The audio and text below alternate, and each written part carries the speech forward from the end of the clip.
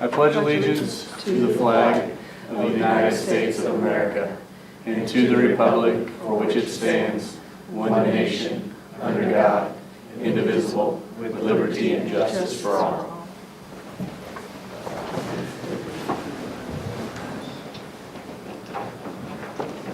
Good evening, everybody. Good to see some students here.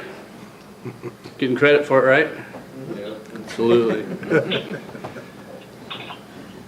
Everybody have a chance to review the agenda? Okay. I move that we approve the agenda and consent agenda as presented. Second. Any discussion? All in favor? Aye. All opposed? All right, 3.1. Anybody sign up today? Okay. 3.2. Halsa Miller.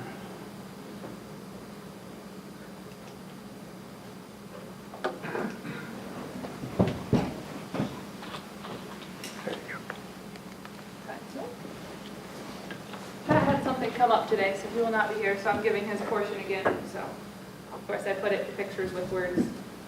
I know you guys all saw this last week, but I just wanted to make sure everybody saw, or last time, it was last week, last month. I just want to make sure everybody kind of understood what they were seeing.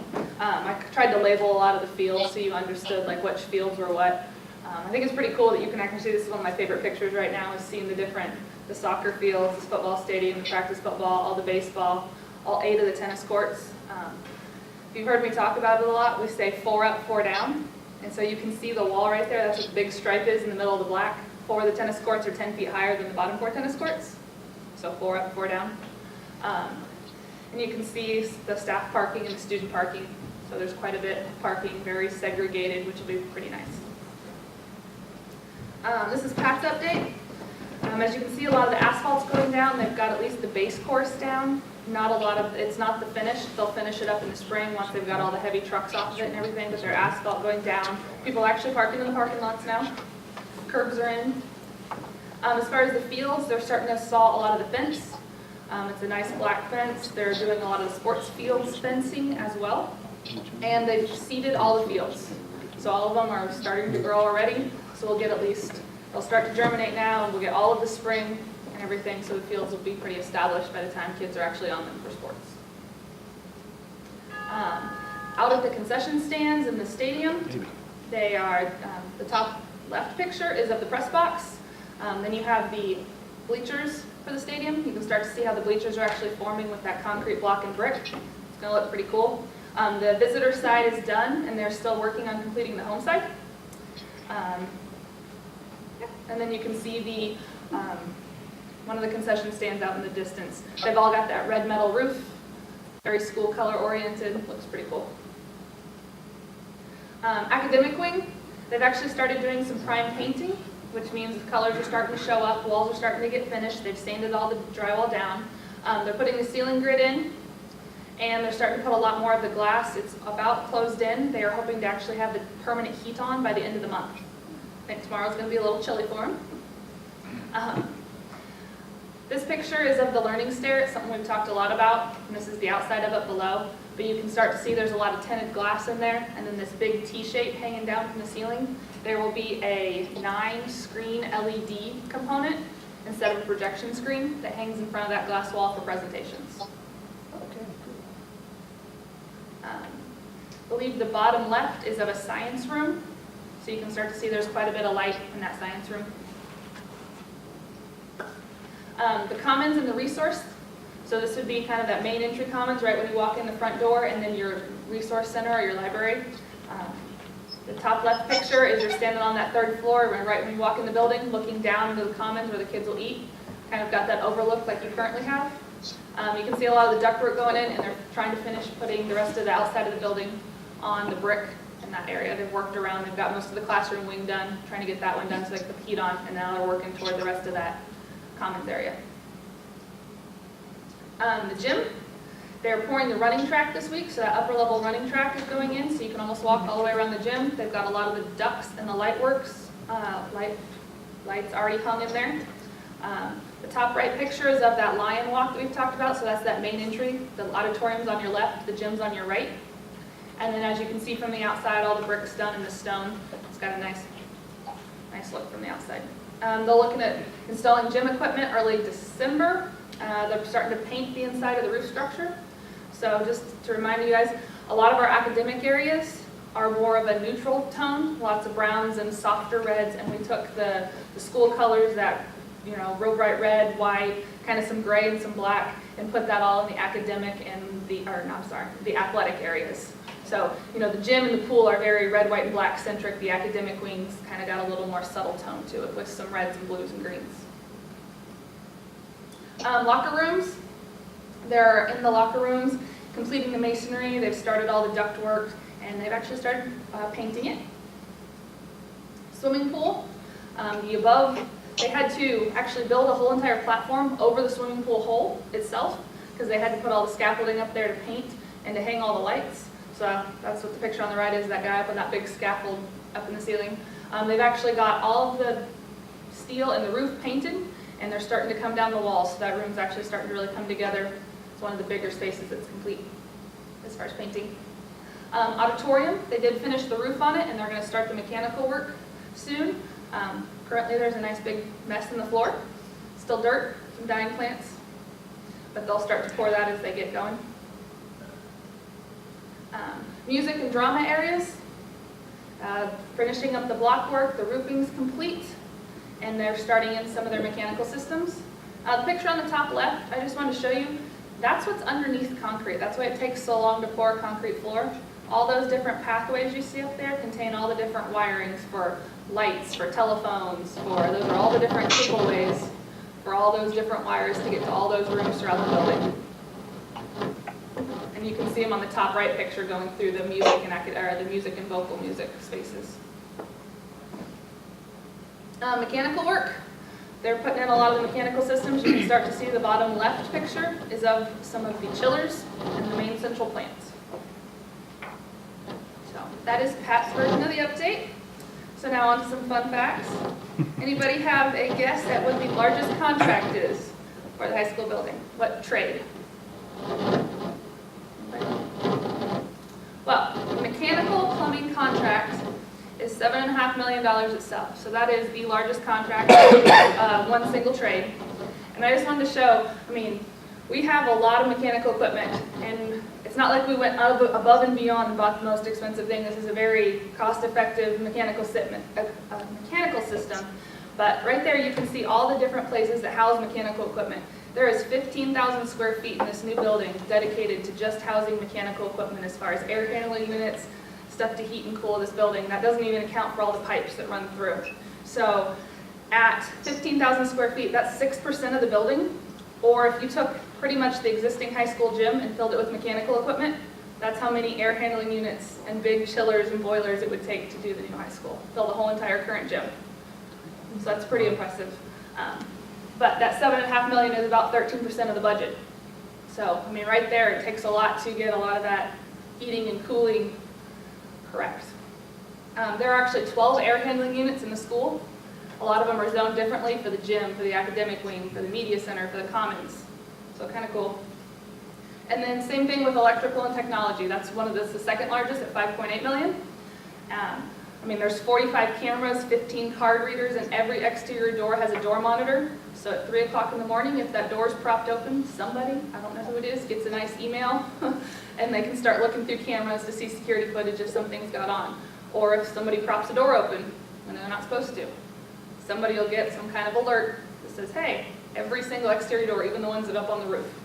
So really upgraded security system with all electronics, and that's another big part of the puzzle is getting all that infrastructure in there to house all the technology, the cameras, and all the wiring.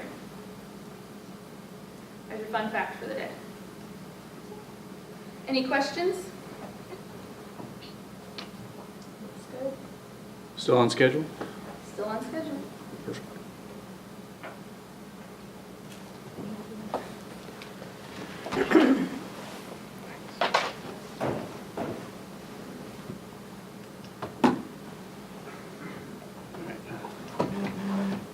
On to 3.3, at the 2013-2014 audit. Mr. Long, you're up. Light reading. I'm sure I'm on schedule.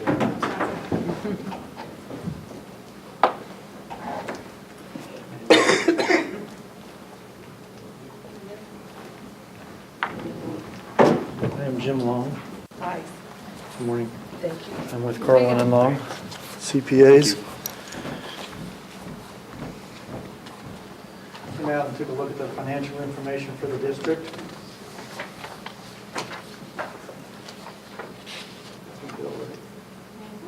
And this is my audit report. If you take a look past the table of contents, as far as the audit goes, this is the independent auditor's report. First page says management's responsibilities, and the auditor has some responsibilities as well. The second page describes an adverse opinion right there in the middle in accordance with GAAP. Since the district's allowed to waive GAAP and use the Kansas Municipal Audit Guide for presentation purposes, this paragraph is in there telling whoever the users are that these aren't GAAP financial statements, they're KMAG. And then right below there where it says opinion on regulatory basis, it's a clean opinion on regulatory basis as far as the Kansas requirements go. People see that adverse word and they kind of get nervous. It's just the nature of the beast with our friends in Topeka. The last page of the report is on supplementary information. A lot of pages that used to be regular financial statements are now called supplementary information. So this paragraph kind of covers all the particulars regarding the fund budget and actual comparisons, as well as the agency funds and district activity funds. So the financial statement that we're given an opinion on is page 4.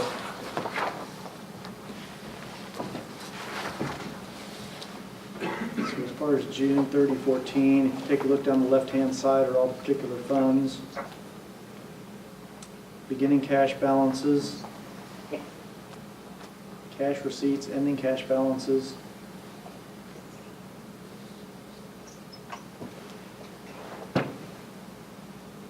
Give you an idea of what the ins and the outs were for each of the particular funds. Of course, down there at the bottom is the bond and interest fund. It's got some money. It's going to take care of this thing, I think. Right. Also down in the lower right corner, you see where that money's held. It's got $6 million in the MIP. The rest is in the checking account. The next several pages are notes to the financial statements. They are a narrative description of policies and procedures. Take a look on page 12, note 5, as far as compliance with Kansas statutes.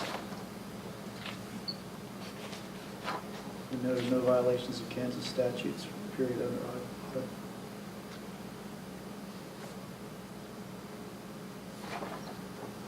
The next thing to point out is on page 13 up at the top as far as inter-fund transactions.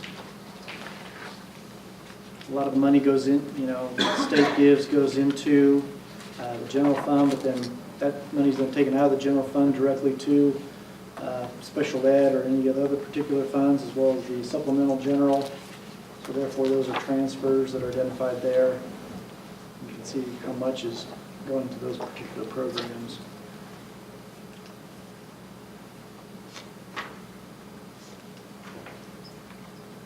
On page 14, note 11.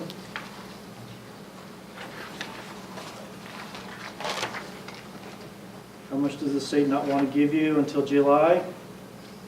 It's 1.2 million.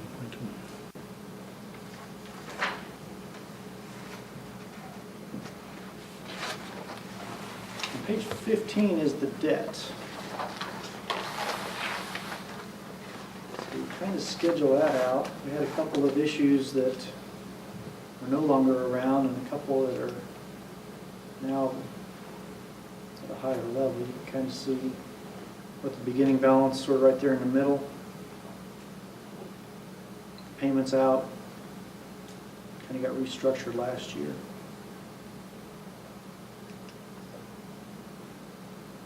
And then the bottom part of that page is the principal and interest components for the next 5 years and 5-year increments thereafter.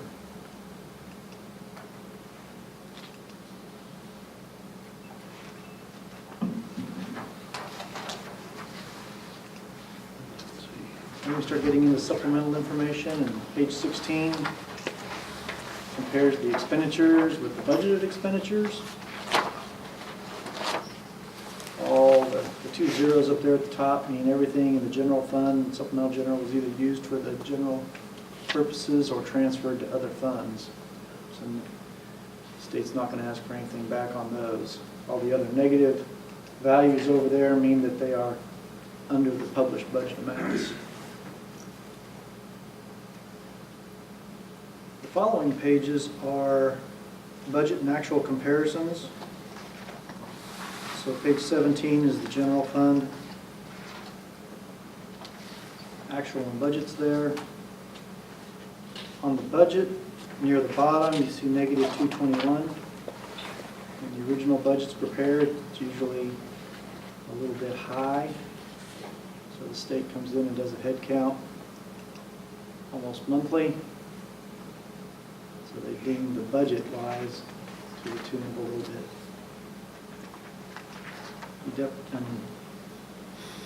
You want to try to avoid having the republish scenario if you've budgeted too low. So the rest of the funds, you can kind of flip through there. Down there at the bottom it says receipts over under expenditures. See whether the cash balance is going up or down in any particular fund.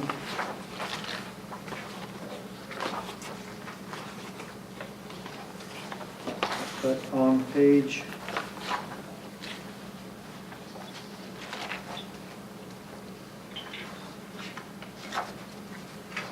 31,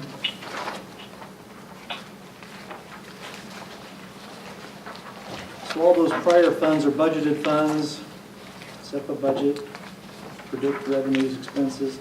These are non-budgeted funds, and whatever the collections are, whatever the expenditures are, posted to that account. Down there at the bottom again is the remaining cash in those as of June 30 of 14.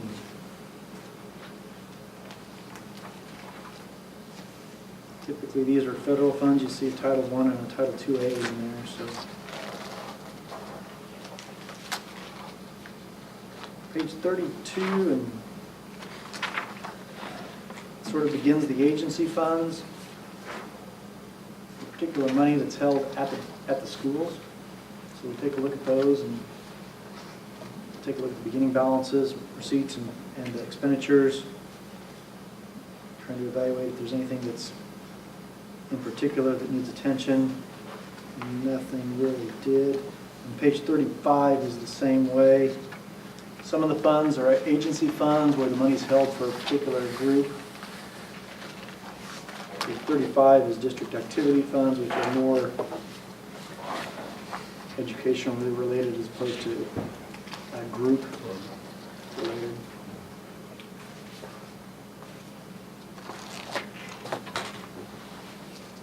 A couple of reports there at the back are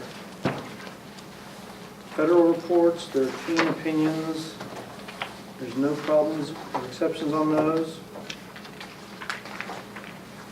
So that loose page at the front.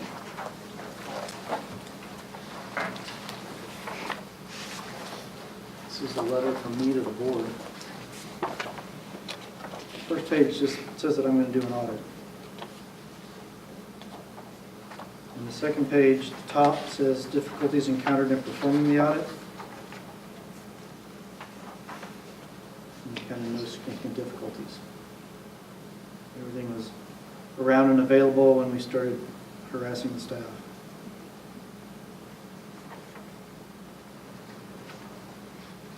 No other particular items noted at the end as well. Pretty well organized in numbers. And what I expected to see where I expected to see them, so that's kind of key. You have any questions about the audit? I'd be happy to entertain them. I Or don't have any. Any questions? As long as we're not in trouble, I'm happy. No, this is, yeah, Just a clean audit. there we go. thorough and clean, that's what we're looking for, so. Yep, not a problem from my end. So Perfect. keep doing a good job.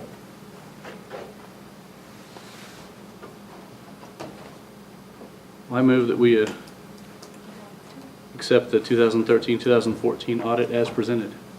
Second. Any discussion? All in favor? Aye. All opposed? Appreciate it. Thanks for the opportunity. Okay, thank you. Thanks. Thank you. Oh, excuse me, can we have one of these for Mr. Hopper? Get an extra. Yeah. You got it? Okay, You got one? Okay, thank you. You bet. Send it as a PDF as well. Okay. great. Thank you. 3.4, Seth Gibson.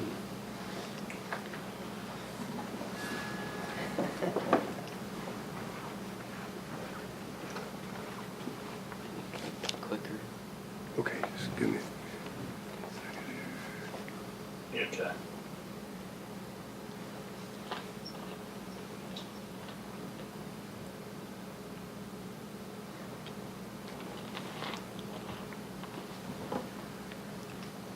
There you go, bud. Sorry. Which one do I click? It's just like a mouse. So, So if you were holding it on the table, there you go.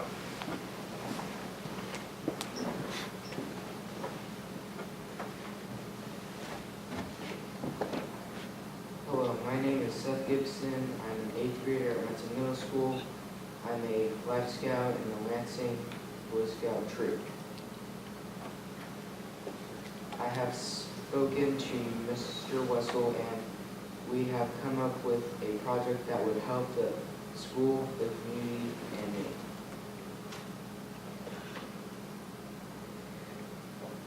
Cool Aru Ultra Shade Sail comes with a 10-year limited warranty against UV degradation and constructed to block up to 95% of the sun's harmful UV rays. The sail used specialized block mill for more air movement and better channeling cool breezes. The material is not waterproof. Sail is fully complete with all ASTM and CA State Fire Marshal regulations for flame retardant materials. Sail can be easily cleaned using mild soap and a garden hose. Sail has reinforced webbing around the perimeter and a stainless steel doped ring at each corner. Sail needs to be removed before first snow and replaced after threat of snow ends in spring. Sail can be secured with a padlock. Why I've centered this goal is to maximize shade for the seating areas. All these designs take advantage of the morning shade on the east.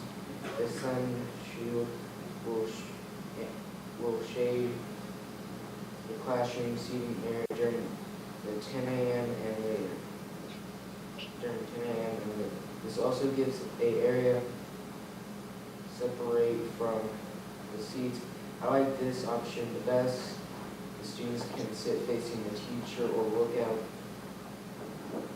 away from the middle and see the world around them. This design allows an inward focus, but not as focused.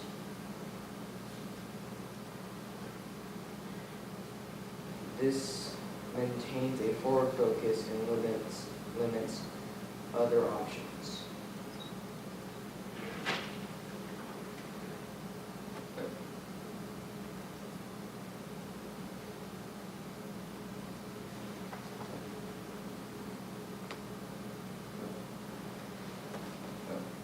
You go too far? Let me get it. Let me get it for you.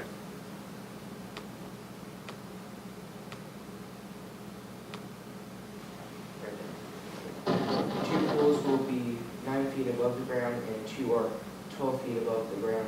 This will provide shade but limit reach issues. One can be padlocked to reduce the risk of theft.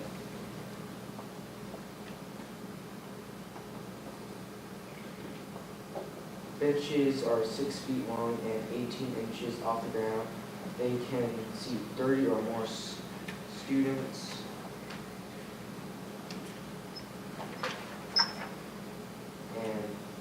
here as well where it would be. This is what I'll need. Any questions? Are the benches bolted to the ground, or are they movable? Cemented. Cement?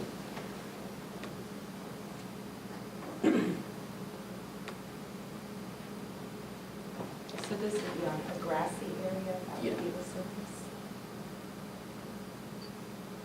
Like the third one down, that's where it would practically be at.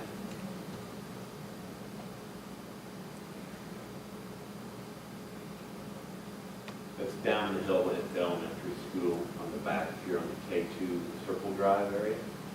It's down the hill kind of towards the creek. So it's kind of a nice little slope, almost like an amphitheater little area. What you saw there on the one was Ms. Williams mowed a little strip down through there. And eventually, as we've talked, hopefully there's more Boy Scouts, there will be some more trail work down through there, possibly fingers crossed. But something down in that area. Shaded in the morning, but then obviously the afternoon shade would provide a feel. It's really, you can still see it from the school. We picked that. That was another consideration that we had. You can see it from the school and all of that. So it has an opportunity to be a really neat little spot down there for some outside classroom type of activity. I just have a question. With it being down by the creek and everything, do we have any, concerns or, is it okay? Yes, the main idea is that it'll be obviously supervised. Teachers will take their Okay. classrooms down there. As an opportunity for, on a nice day, to go read, or kids to present, or eventually, I know Dr. Whitlow at one point in time had taken kids and taken on a science walk down through there as an opportunity for that.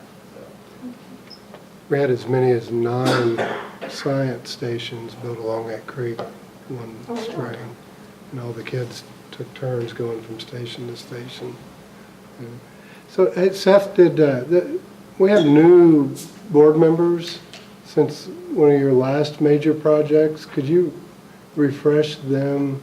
Didn't you do the US map for us? his brother. My brother. his Oh, older your brother. brother did, okay.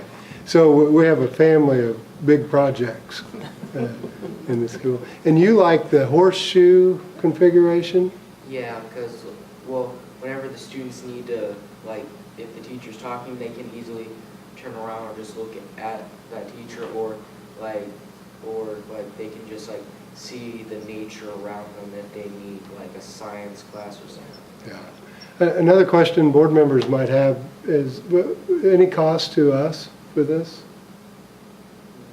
Nope. I notice you keep looking at Carl for, but that's okay. It's good. It's good to have that right up front. So no cost to us. You like the horseshoe configuration. And so basically, recommendation to the board from you is permission to build this thing and use the horseshoe configuration, correct? Yep. And what does that do for you with the scouts? The board might be interested in that too. Is it a badge, or you get more rank? Yeah, to get to Eagle Scout. Okay. So that, but not all of the board members were in scouts, and that's good information. Yes. So along with Seth, I'm recommending that the board grant permission to Seth to conduct this project using the horseshoe configuration and at no cost to the school board. Is that good? Carl, is that good? I'm checking for okay. When would this be built? The cement is the issue, probably March or April In the in spring? the spring. Good job, Seth. Yeah, outstanding job, Seth. Yes. I think that sounds like win-win. Yeah, absolutely. Well, so make a motion to accept the Eagle Scout project plan as presented in the horseshoe configuration. Second? Any discussion? All in favor? Aye. All opposed? Perfect. Nice job, Seth. Thank you very much. Whose signature will I need to sign? For the scouting paperwork. Yeah. Oh, Mr. Wessel's been working with, he can sign that with the board's authority.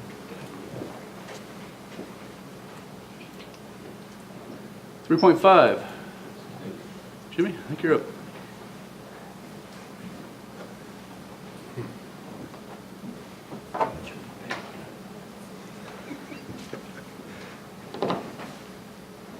First of all, I want to thank everybody for letting me come up and have a few words with you about transportation. And if you're not sure where we're located, we're at 1102 Industrial Street, out there south of town. And might I add that I've got a good neighbor out there also that puts up with a lot of stuff. All our traffic and all that. But anyways, I want to start out with our fleet. We have 24 Thomas-built buses, 19 of which are 71 passenger buses. We had one 53 passenger bus. We had 4 special needs buses, one which is equipped with a wheelchair lift. We got 4 Chevy Suburbans, 1 Ford van, and 2 Ford Tauruses that we use for driver's education in the summertime also.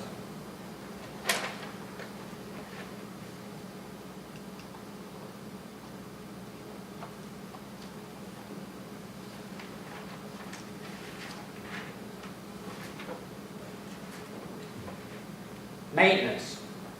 Our fleet, with our fleet vehicles and our buses, we do well over 200,000 miles a year on our fleet vehicles. We do as much work in-house as we possibly can. Example, oil changes, preventive maintenance work. We keep the basic parts on hand to do the repairs ourselves. Our main vendors we use are the following there. Advanced Automotive Repair in Leavenworth, Midwest Bus Sales in Bonner Springs, Kansas, Platte City Tire Service Center, CarQuest in Leavenworth, Butler's Muffler in Leavenworth, and Co-op with all the fuel. All the district vehicles we get our fuel up at Co-op. By law, all of our buses and fleet vehicles have to be inspected by a DOT certified mechanic every year. In early August, the Highway Patrol comes in and inspects all of our fleet vehicles. And on that note, you guys have probably seen some of the bills that come out from out there. With these newer buses, we've got four different engine types in our buses. And you keep up with the news and stuff, you see the federal regulations, how they're really putting the clamps on emissions and fuel economy. The government's so hard on these engine manufacturers, they're having a very, very tough time keeping up with what the government's calling for. On the plus side, you could take one of our new buses, pull it inside and start it up, and you've all been out on the roads and smelt that awful diesel smell. You can almost not tell it's running inside. Got him. But we take the good with the bad on that. You know, a lot of the problems we have are emissions related. The buses are pretty sophisticated. It throws into codes, and I mean, it can get pretty complicated. But that's just a little background. And people see the buses and the big trucks go down the road. And it's a challenge for them trying to keep these vehicles on the road with what the government's throwing at them there. Anyway, as you guys go to work in the mornings and to and from school, you see bus drivers and buses moving down the roads frequently. And you kind of wonder maybe what does it take to be a bus driver? I had never had a clue until I got started on this, and I found out. Each driver must obtain a temporary 90-day CDL to start with. To obtain this temporary CDL, he or she must take a 100-question written test at the DMV, followed by at least 15 hours of behind-the-wheel training. We have a guy on our staff, a bus driver, that's been to school, and he does a great job teaching the drivers, the new ones coming aboard. So,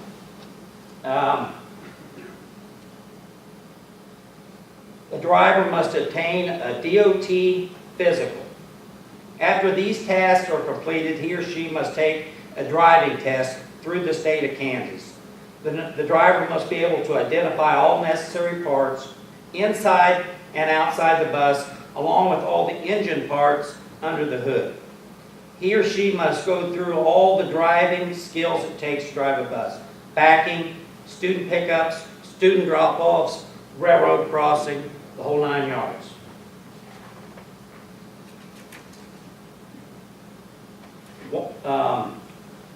Once those tasks have been completed, the state requirements are passed and issued their CDL permit for the driver. A driver must take an 8-hour driver improvement course once every 3 years. We hold that here in the district. All drivers must take CPR and first aid class every 2 years. All drivers must take a TB test, and all drivers must pass a thorough background check before employment. Ready, Doc? Yep. There you go. Come on. Okay. Our staff out there includes 20 route drivers. We have 5 substitute drivers, 4 bus monitors for the special needs buses, 6 crossing guards peppered around the elementary school and middle school. You've all seen those out there trying to direct the traffic. Jeff, I saw you out there a few weeks ago watching all that go on out there. It can get... It's a high volume Yeah, area. it can get hairy there a little bit though, but everybody works together to get that job done.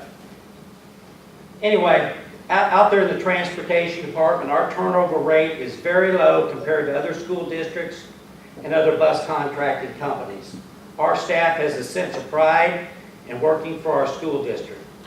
Miss Janie Gates is our most senior driver and has been driving for the Lansing School District for over 36 years. I was talking to Janie about this and she quoted this to me, and this is a tribute to everybody in this room and the whole district. For much of her 36 years, she felt like she was just a bus driver.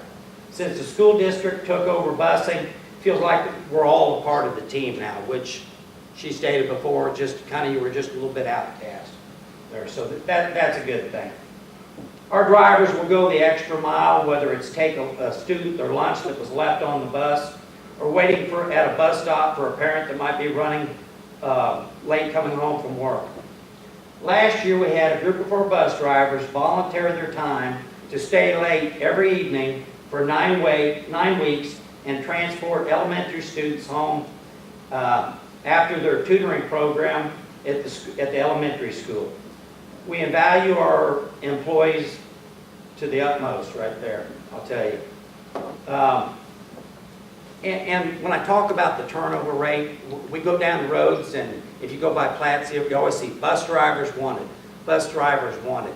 And I'll tell you, with us having the low turnover rate, it's a great thing because the drivers build up a relationship. I have some same drivers that we started out with. This is our 4th year. 4 years ago, they've had the same kids. They get to know their parents. If there's a medical issue, sometimes there might be a behavioral issue, they get to know them. And they start, instead of dealing with them, they'll deal directly with the parents and say, you know, good days, bad days, that type of deal. So, and it works out good. If somebody comes up missing or something like that, they're on it. They're on it. And if anybody had a chance, probably about 6 weeks ago, I got a call from a mother. Her son rode a special needs bus and has ridden Miss Janie Gates' bus for quite some time. And it took a lot of courage for this lady. She called Fox 4 News, if anybody got to see it, and she nominated Miss Janie for this award, this Pass It On award. And the mother was terrified to come through this because we set it all up for the news trucks and everything came in, and Janie did not know this was happening. Everybody around knew it, so we had her family and stuff in there. And the news camera started rolling. This mother came out, and it was genuine from her. And Miss Janie really loved it because she got $300 in cash. She was happy. But anyway, that's part of the relationships and such that the people build. So it's a good thing. And then come summer times, we're very, very busy in the summertime. We run special needs buses. We got 2 of them in the month of June for summer school, along with doing all of our PM work, bus repairs, bus maintenance, and DOT mechanical inspection, while also preparing for the highway patrol inspection, which takes place about the first part of March. Around the middle of July, enrollment starts. Parents begin enrolling their children for busing through Skyward. As we receive the students' information, we start assigning students to their buses. This can be challenging since transportation is covered by the district. Everybody checks off the box for transportation. We can have as many as 100 students signed up to one particular bus, but they may not ride every day. At this point in time, we have roughly 1,400 students signed up for busing, and we only have around 1,000 that ride. So that's about 400 students that we do not know one way or another, but could eventually need transportation, for any time during a day-to-day type service deal. So we take the first 3 weeks of school to check the numbers out, and start, making adjustments to our routes and stuff like that. And it's difficult. I get a lot of phone calls. My bus is too crowded. And, we kind of let it seed out a little bit and figure out where it's going to work out. If we got to juggle a kid or two from one bus to another, or change a route around to accommodate it, it's just something we do, So anyways, it works out. But as I go on, I want you to take note of that 400 when I get down the road a little bit further. 16 of our route buses that we do on our routes have cameras installed in them. The cameras have been a big help for discipline and liability purposes. We work very closely with the principals on discipline, and it seems to be working out quite well. I'm going to have Dr. Bagby put a slide up of, the next slide is I believe it's our activity trips. This was a very busy week, September 29th to October 4th, I believe. And you can take a look down there. That's where all of our buses were going. Topeka, Bonner, Mill Valley, all the way down. We had, I think there was 32 buses rolling on activity trips along that week. That's where our sub-drivers step in. If one of our permanent drivers have one of these trips, the sub-driver will step in, take their route on, vice versa. We let everybody, all of our drivers, bid on these activity trips. So if you might be a mother and you might have a son in wrestling, that's perfect. You can take the wrestling team, watch your son wrestle. It all works out good there. Next slide, Doc.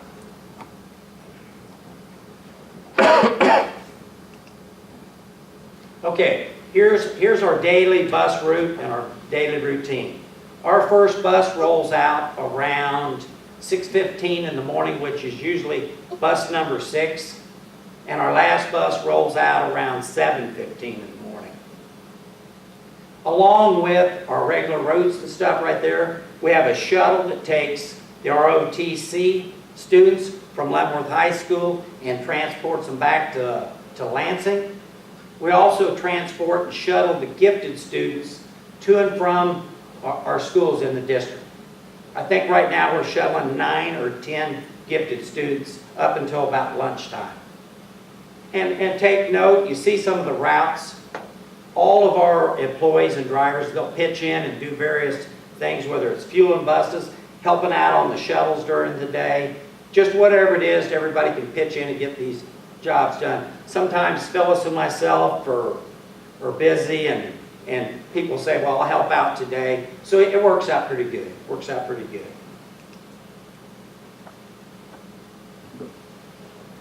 Here is a little video, couple little video clips. One is one of our mini buses, special education buses.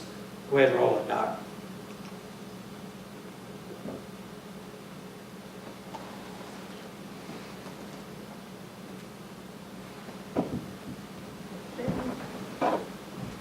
Technical difficulties, That's all right. Jim. That's all right. I can cover it anyway there, Doc.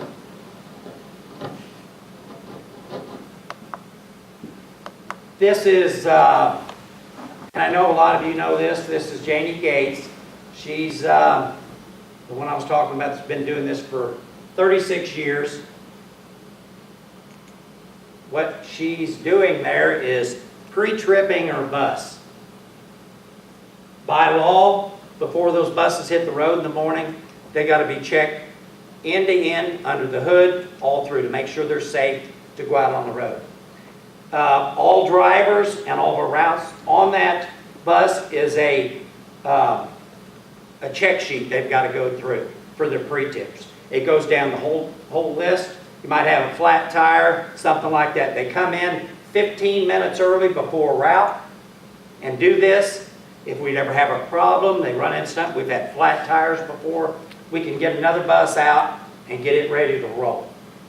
So that's what she's doing, checking her bus out right there. Skype may have taken. That's all right, sound that's all right. from- Anyway, you can get some of it up there. I wanted to go over All right. a couple things.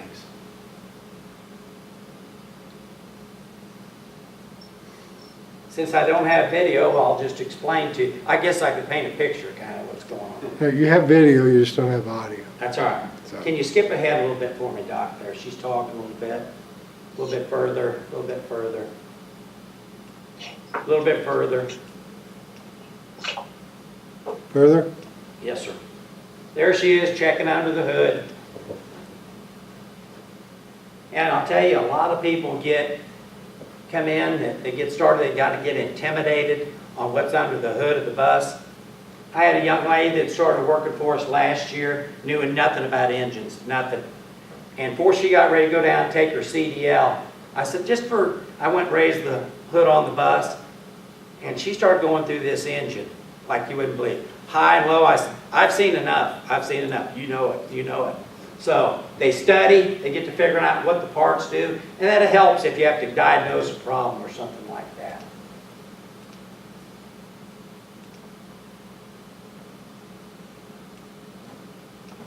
Can you go a little bit further ahead, Doc?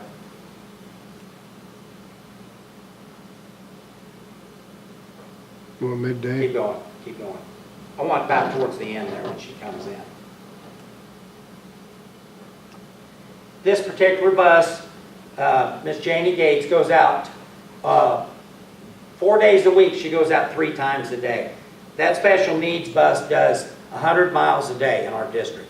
Gravel roads, all of them. Stop it right there, Doc. Anybody notice when she walked to the back of that bus right there? Can you freeze that? Thanks. Right there. In that upper right-hand corner, there's what we call a child check system on these buses. If anybody watched the news, I think it might have been a day before yesterday or something, you read, bus driver leaves student on the bus sleeping, student wakes up during the middle of the night, nobody around. All of our buses are equipped with this child check system. You're driving down the road, you've done your first pickup, that stop sign is activated, it sets the system right there. You come back to the bus lot, you shut that key off, you cannot open the door or pull the key out of that ignition. Or it's just like your car alarm. All the bells and whistles start flashing, horn starts blaring. So it makes you physically go to the back of that bus and walk it seat by seat to make sure there's no children on there sleeping or students sleeping. Anyway. Is that on every bus? Or Yes, just- sir. Okay. Every bus. Perfect. Every bus. And there's times they do funny things, and I've got to go out and figure out how to reset them. 'Cause I'm sure Debbie's heard them over there honking and stuff. Okay, Doc, if you would go on to the next slide. Yeah, we have a memory problem.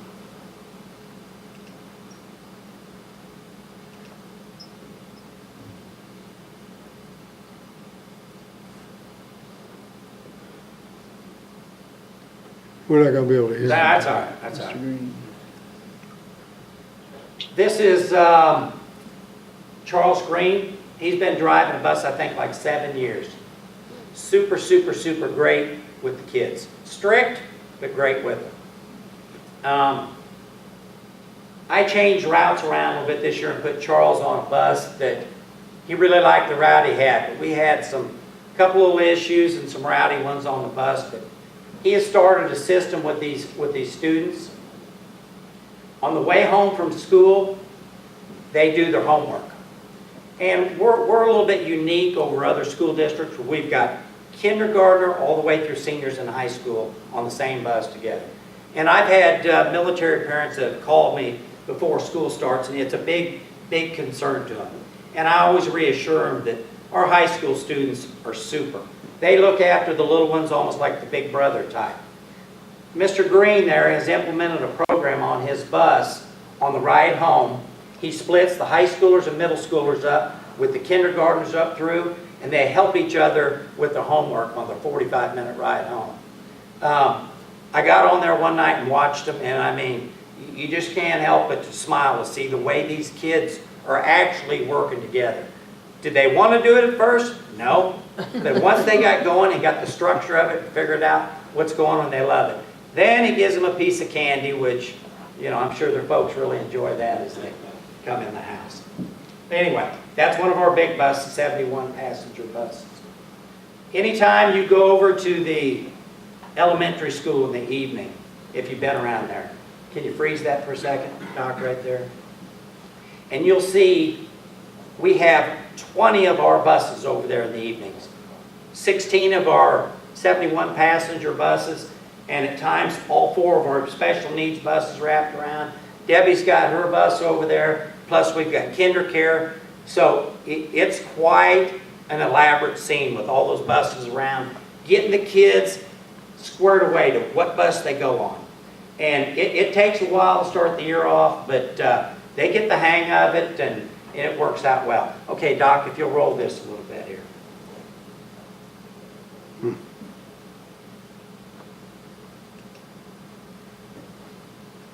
You can go forward if you can when they're getting on there. You can see the card.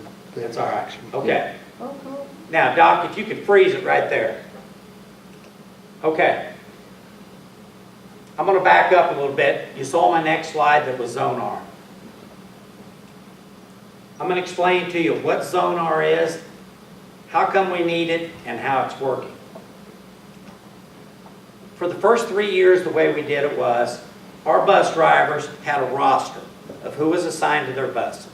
I saw one roster 2 years ago, 140 kids were assigned to one bus. Take in mind, they don't ride every day. Some may not ride at all, but it's there in case they need it. Car troubles for high schoolers such as that. Our bus drivers we're trying to be accountable to who we have on our bus and know who we have. They're pulling up to an intersection, getting ready to pick students up. There might be 10 or 15 coming on. They've got this roster of 100 and some kids. Boom, little such and such, such and such. They're trying to keep this along when they've got their stop arm out and traffic out. Traffic piled up behind them.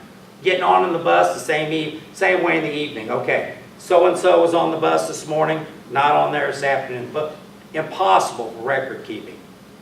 At nighttime, might be 4:30, 20 minutes to 5, bus barn phone rings from a parent. Did little John Doe ride home from school tonight on the bus? He's not home now. Get on the telephone, call the bus driver. Do you remember John on the bus tonight? Yes, he was on there. No, I can't quite recall. Now, 99.99% of the time, they went off with the neighbor kid plan. By the time we make appropriate phone calls, call the schools, it's taken care of. So we got to thinking and checking around. There's got to be a better way to do this than with pencil and paper and doing this guesswork when you're dealing with the kids and their safety. So we checked different school districts and found out what they were using. We ended up contacting a company called Zonar out of Washington State. They have a very simple system. There's a black box that mounts up on the top of your dash, a cord that goes down and plugs right into the brains of your bus, right there. It's all web-based. It runs off cell towers. That scan pad, you see the students right there using. We take every student, 1,400 students. Danielle might be student number 1. Card number 1 is assigned to Danielle. When Danielle, we pick her up at her bus stop in the morning, she takes her card. When she gets on, pulls her card out of the slot, swipes it. Instantaneously, it sends a signal up to the cell towers and back to the transportation department or anybody else that's got a password to let them know that Danielle got on at 6:55 a.m. at the corner of 4th and Vine. It's in there. When Danielle gets to the elementary school, gets off, swipes her card, we know she got to school. Simple, simple deal. It's helped us so much. If there would ever be an accident on the road, Phyllis could pull up, get on the computer, pull up a list. We know exactly who's on that bus. Everybody that scanned their card. When we got to call in these places and said, how does this Zonar system work? The response we got back was, the system works great. The problem we have is the kids lose their cards.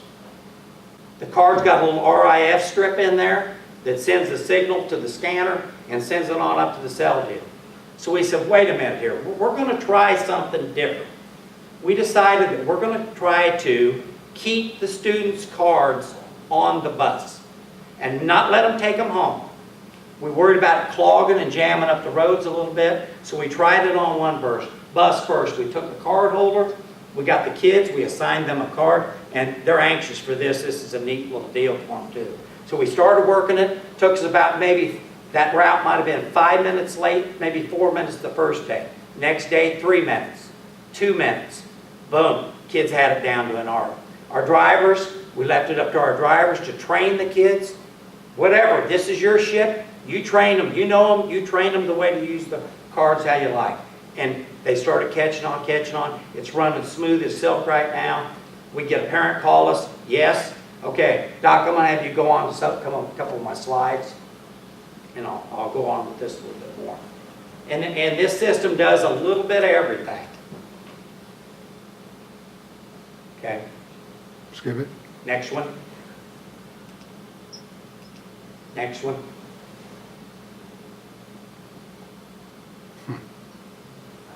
Next one. Hang on just a minute. There we go. When I get on the computer. Okay. There's what I see and what we see when we get on there. Look, you got activity. Audit. I can see what the buses are doing. GPS units. I can see where all the district vehicles that we have these units in are at all times. Idle time. And I'll show you a slide here in a second. If it's warm out with the cost of fuel these days, and I tell the drivers, look, warm outside, 10 minutes max. They go over that idle time, I get an email sent right to me. So I can say, we're wasting odometer readings. It tells me the odometer readings on the buses. Posted speed. If I've got a driver or a district vehicle out that is speeding 5 miles an hour over the speed limit for 10 seconds, I get an email sent to my phone instantly. Ding.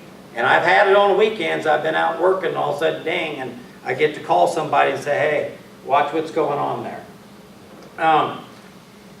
Diagnostics. Everybody's been in your car and you've seen that little check engine light come on. It's hooked right into the brains of the computer. I can get right on there and it'll tell me, and I've got a slide, I'll show that here in a second. It tells me what's going on with the bus. I can call down on our mechanic and say, hey, can you get on? I've got a bus out in Manhattan, Kansas. The check engine light's on. Can you tell me what you think? And is it safe to get that piece of equipment home? And they can give that to me. Okay, Doc, if you'd pop up the first slide for me, please. Okay, there's an example of one of our students that were picked up, one of our bus drivers, kids. It gives you the asset number, which is the bus, the student ID number, the student's name. And you look there, November 6th, it's got the time, 7:36, got off at the elementary school. Got on the bus, address and everything is on the next slide, at 7:06, I believe, a.m. There's the map. It shows right exactly the exact spot she got on that bus when she was picked up at her bus stop. Next slide, please, Doc. Okay, bus number 8. This is one of our longer routes. I think you could even zoom in on this. This route takes us out into the northwest part of our district.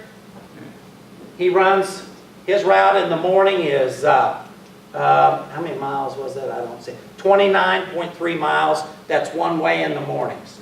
It shows me right there, 46.9 miles an hour is his max speed. So I know exactly what trace and which way he went, and the whole sheet matched. Just so you know, we can zoom in when we're online, Yeah. but this is a screen capture, Yeah. so we can't make it bigger. Yep, go ahead, Doc, give me another slide there. Okay, this was that fairly cold morning there. We kind of rotate and take turns, myself and a couple of the drivers. We stagger the times out where we start the buses up and such. Right there, it tells you unit number 10 idled for 24 minutes, 36 seconds before it took off. So forth, so far down the line there. And it's a bus is not like a car where you can just get in and drive it. They recommend 15 to 20 minutes of warm-up time.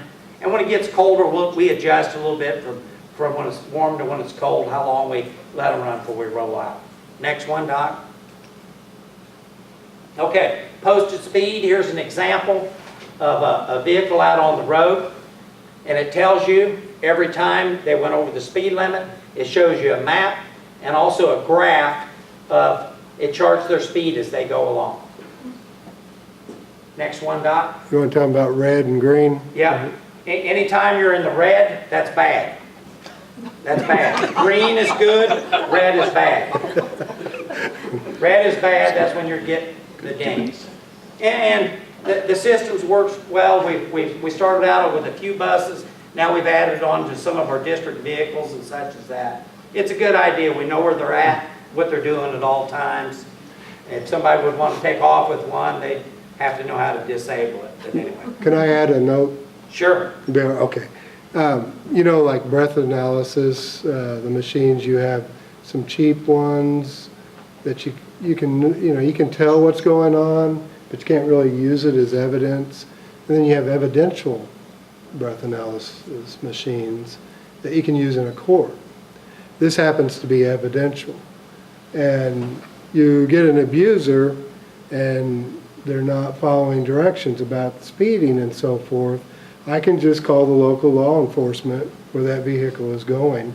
I can give them this and they'll get a citation, or they can sit there and wait for them and embarrass them in front of students and so forth. So if we ever get that one that decides to drive crazy and so forth, we can be on it within a few minutes.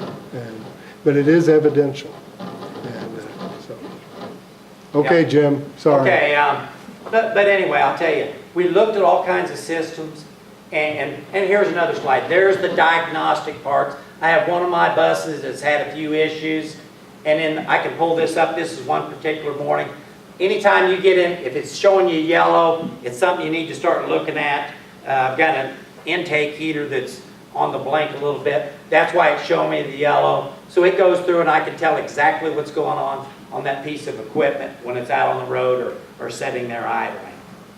And I'll tell you, we found the systems, we're still working on things to try to improve it, but for the cost of it and for what it does for safety aspects for the kids and the peace of the mind for the parents, I can't complain at all. I've had parents call me, they've asked, they hear about this card system, the kids tell them about it, and I explain to them why we have it.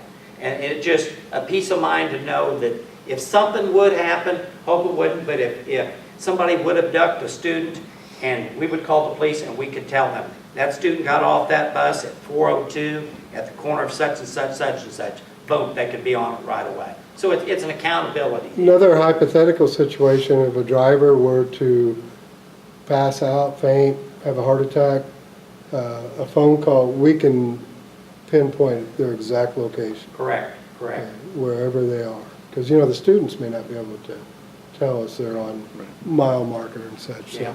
So, And the thing about this, when we compared to looking at other units and systems they had, this runs about $750 per unit, which for what it does, it's incredible. Now, I believe we got a yearly fee of like $3,000 to use the service, but once you put the units in, it doesn't matter if you have, once you get your units, if you got 3 or 33, doesn't matter. But we've been quite happy with it, and it sure helped out a lot as far as accountability. So, now, I think that's about all I have. One thing I gotta say is, I'm starting my 4th year in this job, and the people that I get to work with every day, second to none. Everybody's helpful. Questions, you have help, you need help, everybody's more than willing to help. So, our motto is, we're there to serve everybody. That's our job, and all the drivers understand that. It seems to be going quite well. We're getting better as we go along. But I'd be glad about any of these systems to ask if you got some questions. Rich, I know you do out there somewhere. He can't hear me. He can't see the PowerPoint. Oh, okay. Any questions or anything about this? How about kids going home with friends? How does that, how do you handle that? That's tough. And what we do have, we have some students that might ride 3 different buses. They might go to dad's one night, they might go to mom's one night, they might go to there. We haven't quite mastered that of how we're going to do their card systems with them. The schools, the elementary school especially, they've got, Anna's got this password, she can log on there, and Phyllis and her can communicate back and forth to find somebody. The teachers do a pretty good job of trying to square the students away. Is the system perfect? What we thought about down the road possibly, if you got that student that rides multiple buses, we call the parents up, because the cards are $1.75 each. We'll go swimming in the ditch for those cards. You take that card, you're going to ride multiple buses. We'll talk to mom or dad and tell them, you're responsible for that card. That's your card. It's $1.75. This goes in their backpack. They use it in their backpacks or something. They'll scan that card so we know what bus they're on that particular night. We're kind of getting a feel for it, what we're going to do. And the students that ride, different buses and stuff, it's maybe you're talking 10 to 15 right there. And as far as riding home with friends, we get notes. If the driver has a student that they don't know or a guest rider, they give us their name. They give us their name, so we at least know they're on that bus. Well, I just think this is pretty impressive. And such peace of mind. It is, For it the is. parents, for everyone involved. It is. And I can vouch for the fact that it's not easy to drive a bus. No. There's a lot of things going on that you gotta keep track of, so this is great. It's so much.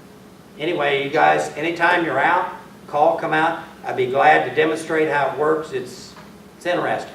But anyway, thank you much for your time. Thanks, Jim. Thank you.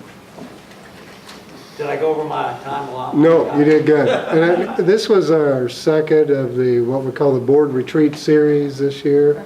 And so we have some others planned in upcoming board meetings. And we let one of our best speakers do it early in the year.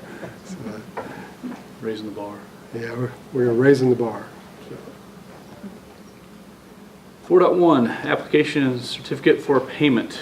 This continue to get larger and larger. 2.7, I think, on this one. Some good news there is initially we set up allowances for those things that are unexpected and so forth. And we're, around that halfway mark or so. We have good, healthy allowances left. And so that's great news, because inevitably some things are going to come up. And the allowances, I think Pat and I were talking, it's a little over $800,000. So, and that's in allowances, not contingency, which that helps a lot. Good news all the way. Means things have gone as planned. As planned. I move that we approve the pay application and certificate of payment as presented. Second. Any discussion? All in favor? Aye. All opposed? Section 5, the building, grounds, and equipment. Everybody have a chance to review that? Have any questions, concerns? All right. Also with the Section 6, the administrative reports.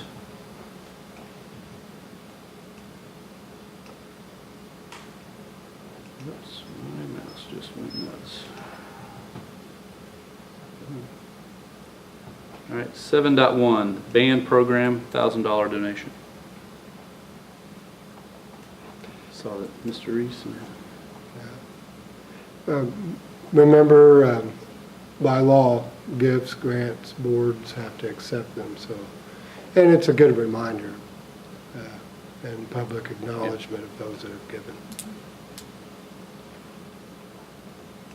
I move that we accept the $1,000 donation to the band program from Brian and Lisa Reese. Second. Any discussion? All in favor? Aye. All opposed? 7.2, the maintenance surplus bids. I always recommend the highest when we're receiving bids. I always recommend the lowest, generally. So this is one of those times when I get to recommend the highest.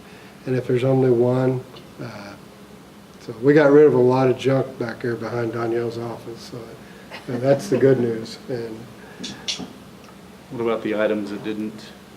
What happens to those? some of them disappear in the no, I'm just. Some of them are really junk. Right. And we'll try to salvage them or something. And Recycle the metal. Get what we can out of them. Perfect. All right, well, I move that we accept the surplus bids as as presented. Second. Discussion? All in favor? Aye. Aye. Perfect. 7.3, the logo for the lion. Well, I was talking to some of the board members earlier, and I was mentioning all the decisions that are made out there on site on a weekly basis. But there are some decisions that you'll hear about for years to come. You're probably not going to hear about, where we place some lighting fixtures and doors and those kinds of things. But the logo is something that people are going to see and deal with for years. And especially with artificial turf and gym floors, when you put this artwork down, it's going to be there for a while. What we did, and Nineveh helped me with this, is kind of outline the process. And we involved a lot of people, certainly not 100% of everyone. It would be probably impossible to get the entire community, entire student body. But one of the things that we did try to stick to is, what are the kids like? It's really, it's their school. And it was difficult to even, get a consensus among the student body for a while. Through the process, this, and I have the picture up there, this appeared, and it kind of caught on. And the students kind of embraced it and so forth. And so basically what I'm after is for board approval of the icon, not necessarily those colors, that format, anything, but the icon itself, because you're going to see various colors and backgrounds through the years. Every time somebody prints up a new t-shirt, they're going to have a different color. They're going to do a different background. So we don't have to get that detailed. But and thanks to Jeff, we were sitting trying to talk about how do you get contrast in this kind of icon out in the middle of a football field. Because if you just do the icon itself, you're going to lose some of its shape and those kinds of things. And so we were looking at the end zones or white letters, Lansing Lions, and Jeff did up some Photoshop for us with a circle around the icon that is also white. Very elementary. And I thought it was very good. So, but anyway, I think this would work really well on the football field and the gymnasium. Now we might look at a different background on the gym floor, and I didn't have a green here to put, but I think this would be very nice on the artificial turf. Because the white will give the picture more contrast, give it more definition, and it will also then match a lot of the white that's in the end zones. So that's the icon. We haven't had complaints. Everyone has preferences, and I happen to like purple a lot. Jeff likes blue, It's just, we all kind of have those things. But I haven't got a lot of, negative feedback about this one. And you can see it in different settings here with the circle. And then I enclosed or attached several of these to the agenda as well. So that's what I'm after, is approval of the graphic itself, so that we can kind of use it and also know that it's kind of endorsed. Not necessarily formal that we're going to go out and beat people with a stick if they use a different line, but our goal is to get some uniformity across the district, from elementary to middle. And this happens to be one that's caught on, and we field tested it, because feasibility is always critical in these kind of things. So for the last 6 months or so, the end of the year last year, we started putting this out, and it kind of caught on. A lot of people are using it, and that's a good indicator that they're using it. We still love the old line. There was one in this building at one time. There's still one in the middle of the gym court at the intermediate school. We're not throwing that away.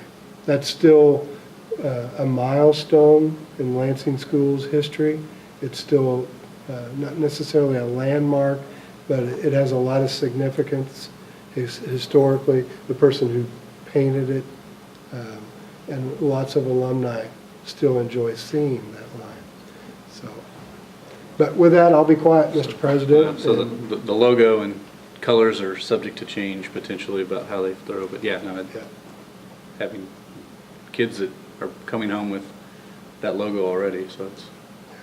Now, are there any concerns with any infringement rights or any of that stuff? Because I've heard stories where, schools put something down on a field or a court, and then they had to go in and completely redo it because somebody didn't like that. Last spring, we actually tracked it down to a junior college in Virginia who has the rights to that logo, and they gave us permission. Okay, so that's all it takes.